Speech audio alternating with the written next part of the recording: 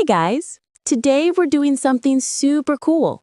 We will play one story in a native fast American accent, the English you are usually scared of, and the same story again in normal English. But listen, if you hear this every day, I promise your fear will disappear. I also want that if you have a job or you talk to a client tomorrow, this English should feel familiar to your ears. So, not waste more time. Let's begin. Linda Parker, Part 1. My name's Linda Parker. I'm 59 years old. I live alone in my small house in Brighton. My husband died 8 years ago. I got only one son. His name's Daniel. Daniel went to Canada many years ago. Now he lives there with his wife and 2 kids. He's got a good life. Big house, good job, happy vibes and all that. But me, I'm still here, all by myself. Every day I wake up early, I clean the house, I cook food for myself. Evening comes and I'm just sitting alone. Nobody drops by. Daniel doesn't call much. Sometimes he sends money. Sometimes he says, "Mother, I'm gonna come soon." But he never comes. Still, I wait for him. I love him so much. He's my son. I keep his old photos in my room. I look at them every day. One day someone knocks on my door. I open it. It's Daniel. I'm shocked, like, "Daniel, you really came?" He smiles, looking real happy. I hug him, tears all over my eyes. He comes inside. I make tea for him. We sit, we talk. I ask, "How's Sarah? How the kids?" He says, "They're all fine." Then I ask, "Why'd you come?" He says, "I missed you, Mother. You live alone here. I worry about you. I want to take you to Canada." I stay quiet. He looks at me and says, "You getting old. It ain't safe here. Come with me. You'll be happy there." I say softly, "But this is my home. I was born here.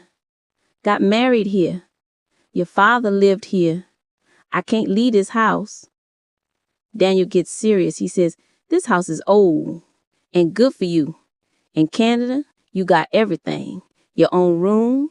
You can see the kids every day. Sarah wants you to come too." That night, I'm sitting alone thinking, what should I do? I don't want to leave, but Daniel's my only son.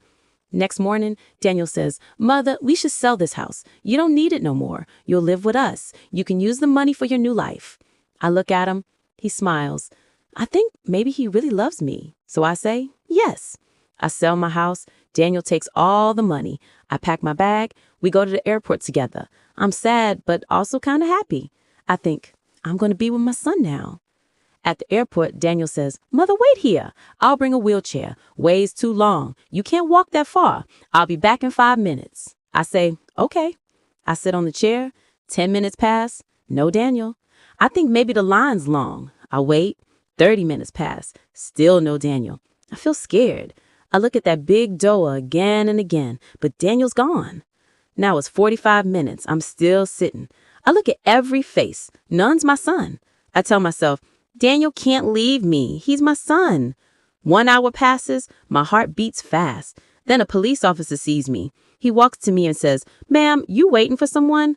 I say, "Yes, my son. He's bringing a wheelchair for me. We're going to Canada." Officer asks, "You got his photo?" I take out Daniel's picture. I show my ticket. He nods, says, "Please wait here. I'll check inside." I say, "Thank you." I wait again. Long time later, officer comes back, face serious. He sits next to me. He says, softly, "Ma'am, I'm sorry. Your son boarded the flight. He's gone. Plane's ready taking off. He didn't take no wheelchair. He went alone." I freeze. My heart stops. I say real slow, "No, that ain't true. My son loves me. He said he'll take me with him." Officer says, "I saw everything. He gave his passport, entered the plane alone." Tears fill my eyes. My heart breaks. I cry and cry. Officer's eyes get wet too. He says, "Some people forget their hearts. I'm sorry, ma'am." I whisper, "My name's Linda Parker." Officer says, "My name's Robert Miller. I'm a police officer here. You remind me of my mother. She died 5 years ago. When I look at you, I remember her." Then he says, "Please come with me. You can't sit here. You'll get sick.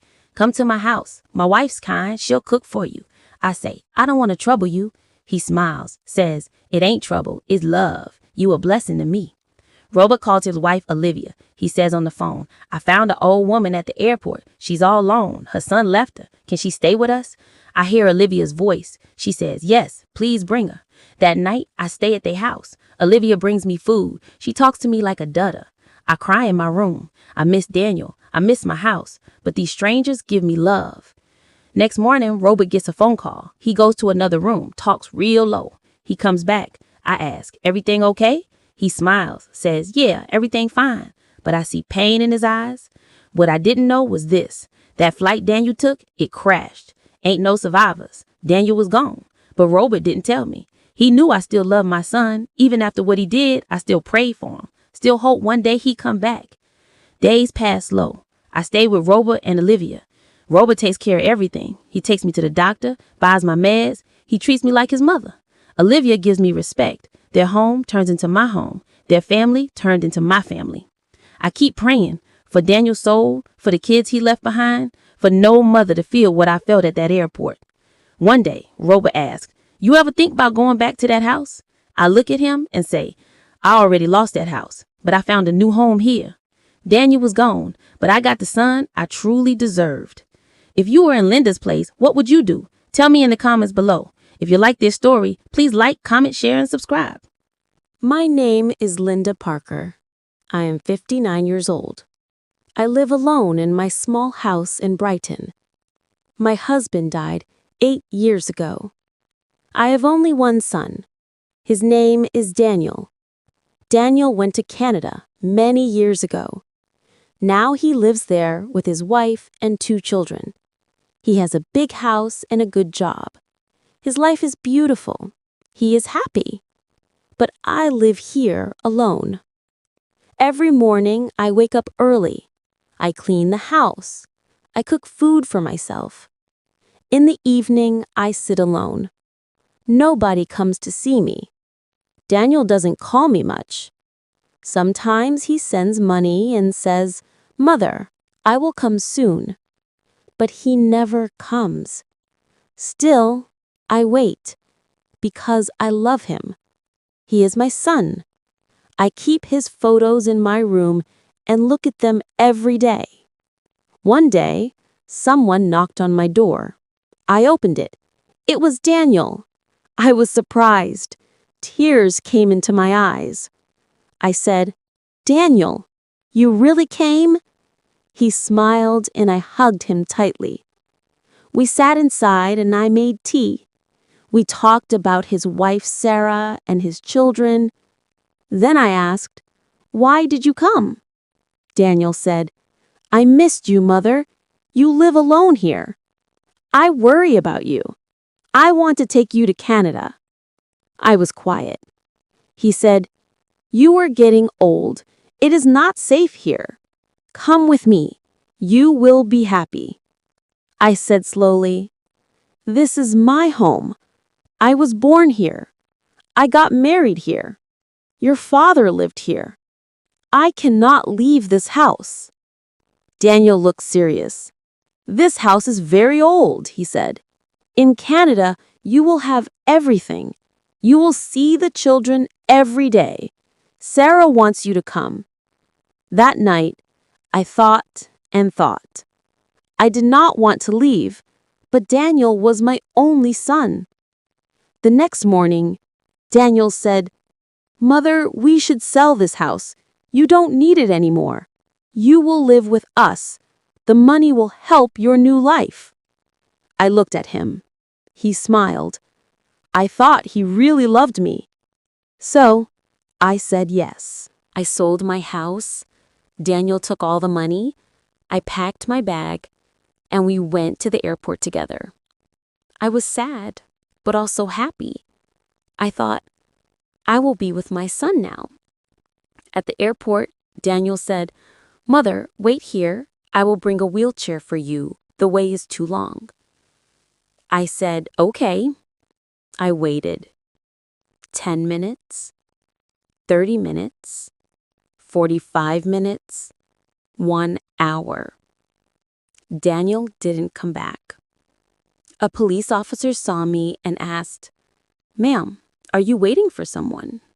I said, "Yes, my son. We are going to Canada." He asked for the photo and ticket. I showed him. He checked. He came back and sat beside me. Then he said softly, "Ma'am, I am sorry. Your son boarded the flight alone. He has left. The plane has already taken off." I froze. I said, "No, that cannot be true. My son loves me." The officer said, "I saw everything." My heart broke. I cried and cried. The officer's eyes also filled with tears. He said some people forget their hearts. He told me his name was Robert Miller. His mother died 5 years ago. He said I reminded him of her. He requested me to come with him so I wouldn't get sick sitting there. I said, "I don't want to trouble you." He smiled. "It's not trouble. It's love." His wife, Olivia, welcomed me warmly. She spoke to me like a daughter. That night, I cried remembering Daniel and my home. But I also felt love from these strangers. Next morning, Robert got a phone call. He spoke quietly in another room. When he returned, I asked, "Is everything okay?" He smiled and said yes. But there was sadness in his eyes. What I didn't know was the flight Daniel took had crashed. There were no survivors. Daniel was gone forever. But Robert didn't tell me. He knew I still loved my son, even after what he did. He didn't want to break what was left of my heart. Days passed. Robert and Olivia took care of me like family. Their home became my home. Their family became my family. One day, Robert asked, "Do you ever think about going back to your house?" I smiled and said, "I already lost that house, but I found a new home here." Daniel was gone, but I found the son I truly deserved. And that was both versions of the story. Listen daily, and your English fear will run away. If you liked this video, make sure to like, share, comment, and subscribe. I'll see you in the next one.